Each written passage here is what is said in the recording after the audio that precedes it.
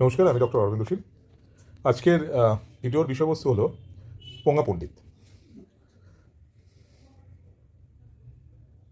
SIR হয়ে গেছে,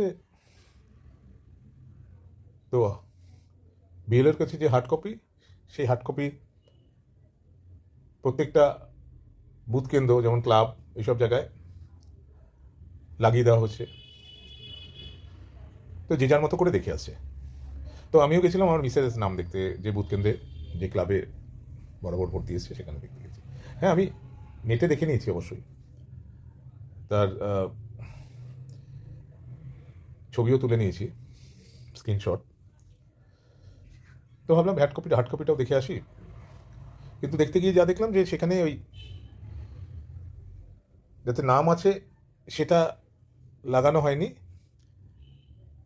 যেটায় নাম নেই, যাদের নাম নেই, মারা গেছে মানে মৃত ভোটার, আরও নানা কারণে যাদের নাম নেই, নাম কাটা গেছে, তার বাঞ্চটা একটা ক্লিপ করে ওখানে রাখা আছে, যে কেউ খুলেও নিয়ে যেতে পারে।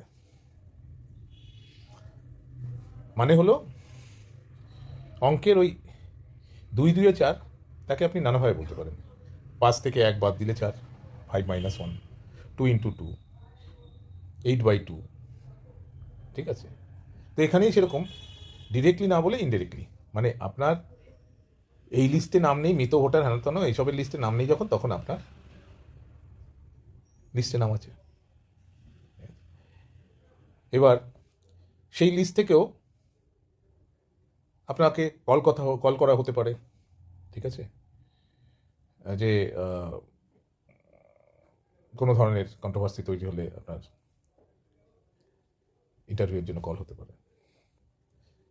তাই নামটা না দেখলে আপনি সেটা বুঝতে পারবেন না। এবং এই যে ইনডিরেক্ট জানা, তাতে আপনি কোনো ডকুমেন্টেশন দেখতে পাচ্ছেন না, কারণ এটা ইনডিরেক্ট স্ট্যাটাস। আপনি এটা ছবি তুলেও নিয়ে রাখতে পারছেন না, বিশেষত তাদের জন্য যারা নেটে সার্চ করতে জানে না, ঠিক আছে? তারা আরও কনফিউজ হবে, আর এই কনফিউশনই পলিটিক্স। তাহলে এটা ইচ্ছাকৃত কনফিউশন, যেখানে লিস্টটা সরাসরি টানিয়ে দেওয়ালের উপর পেস্ট করে রাখা যেত, লোকেরা দেখে নিত, সেখানে মৃত ভোটারের নাম বাদ যাওয়া ভোটারদের নাম তালিকা টানানো হয়েছে। এটা হলো পোঙা পাণ্ডিত্য। আসলে পোঙা পাণ্ডিত্য না, এটাই হলো নোংরা রাজনীতি বাংলার। মানে অনেকটা ওই কোয়াকের, তার হঠাৎ মনে হলো যে নেতা হবে, তো নেতা হতে গেলে সামাজিক একটা পরিচয় দরকার, তো ভাবলো যে ঠিক আছে, ডাক্তারিটাই করি, কোয়াকারি করি, তার মাধ্যমে দেখাতে হবে সমাজসেবাও করছি, আর লোকের ভালনারেবিলিটি, হ্যাঁ, এই যে স্বাস্থ্য নিয়ে যে তাদের যে ভালনারেবিলিটি, ভয় ভীতি, তাকেও আমি রাজনীতিতে এক্সপ্লয়েট করতে পারবো। তো সেই জন্য সে সমাজসেবার নাম করে সে প্র্যাকটিস করতে বসলো, নেতা হয় বলে সমাজসেবা করে নাম কিনবে। তো প্রথম দিন পেশেন্ট এলো, সর্দি কাশি জ্বর, সে ধার করা নলেজ, সে সরকারি হসপিটালের মামাকু ডাক্তারদের সাথে বসে শিখেছে। কারণ জানেন তো, মামাকু ডাক্তাররাই তো যত কোয়াকদের দিয়ে একটা প্যারালাল স্বাস্থ্য পরিষেবা তৈরি করেছিল।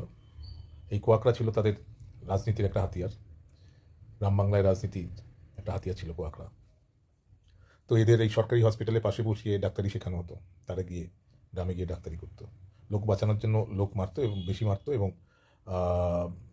কমিশনের বেসিসে বাড়ি গাড়ি পর্যন্ত করে নিত। সেই সাথে পঞ্চায়েত প্রধানের সাথে শার্ট করে গ্রাম থেকে অ্যাম্বুলেন্স পরিষেবা দিয়ে সরকারি বেসরকারি হসপিটালে কমিশনের ভিত্তিতে পেশেন্ট ভর্তি করতো। একটা বিরাট চক্র।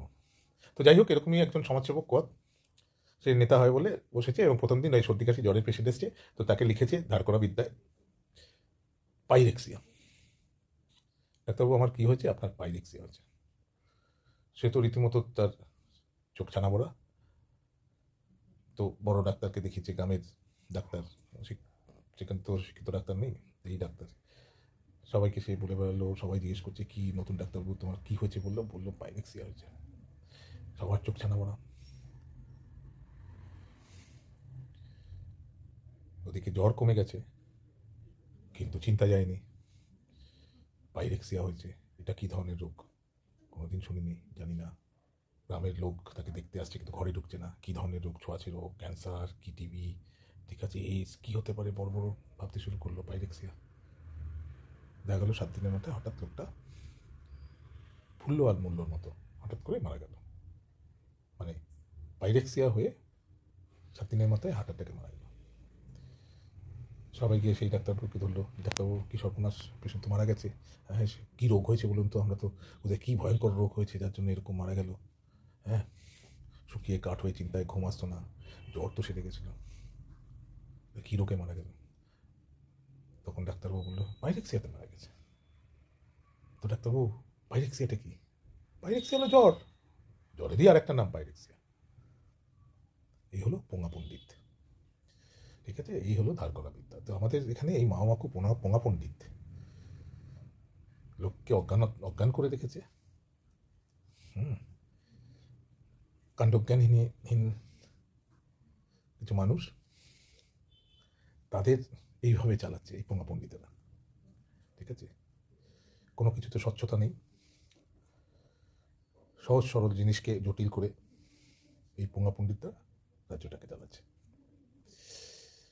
আর অপরদিকে শিক্ষার তকমাধারী যেসব ইকোনমিস্টরা কথায় কথায় দেশের অর্থনীতি নিয়ে কথা বলে, তাদের সমান্তরাল যেসব সাইকিয়াট্রিস্ট সাইকোলজিস্ট আছে, তারা কখনো এই পোঙা পণ্ডিতের বিদ্যা এবং এক ধরনের পাগলামি, একটা রাজ্যকে চালানোর জন্য যে সুস্থ মানসিকতা, সুস্থ চিন্তাধারা, সুস্থ ব্যক্তিত্ব দরকার, তার বদলে এদের যে এই রাজ্য জুড়ে একটা পার্সোনালিটি ডিসঅর্ডার, যেটাকে সরাসরি পাগলামি হয়তো বলা যায় না, কিন্তু তার নামান্তর, এবং পাগলামিকেও এখন পাগলামি বলা হয় না, নিউরোডাইভার্স বলা হয়।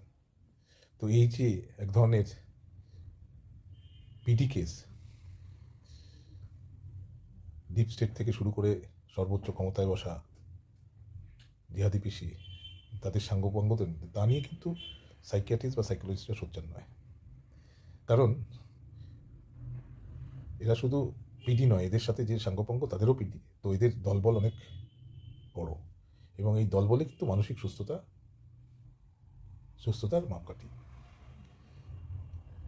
আপনার পাশে দলবল থাকলে আপনি ভূত হলেও ভগবান, এটা বামপন্থীরা শিখিয়েছে। আর বামপন্থীরা একটা জিনিস শিখিয়েছে যে পারুন না পারুন, অং বং চং, কবিতা বলবেন, গান গাইবেন, হজবড়লো বোঝাবেন আপনি ইন্টেলেকচুয়াল, তাহলে আপনাকে পাগল বলতে পারবে না। যেমন বামপন্থী, তারা কত শত খুন ধর্ষণ করেছে, কিন্তু তাদের আপনি মানসিক বিকারগ্রস্ত বলতে পারবেন না, কারণ তারা ইন্টেলেকচুয়াল। তো আমাদের এই যে সাইকিয়াট্রিস্ট সাইকোলজিস্ট, এরা কিন্তু এই ধরনের এই সাঙ্গপাঙ্গ রাজনৈতিক নেতা, সর্বোচ্চ নেতা, তাদের যে মানসিক বিকার, পার্সোনালিটি ডিসঅর্ডার, তা নিয়ে কিন্তু কখনো সোচ্চার হয় না। কারণ সেক্ষেত্রে তাদের জ্ঞানকে চ্যালেঞ্জ করবে তারা, এত সহজে সেরে দেন একটা সাধারণ মানুষকে, যে যত সহজে পাগল বলা যায়, এ ধরনের নেতাকে পাগল বলতে গেলে হ্যাঁ ঘানি টানতে হতে পারে। সেই জন্য সাইকিয়াট্রিস্টরা সাইকোলজিস্টরা গুটিয়ে থাকে। তো এই পোঙা পণ্ডিত এবং এই ধরনের বিকারগ্রস্ত নেতারাই, সাঙ্গপাঙ্গরাই সমাজকে চালাচ্ছে, সরল থেকে জটিলতর করছে সমস্যাগুলোকে, কিছু ক্ষেত্রে আদৌ সমস্যা নয়, এবং রুলিং অ্যামিডস ক্যাওস। ভেবে দেখবেন। নমস্কার, এখানেই শেষ করলাম। আমি ডক্টর অরবিন্দ।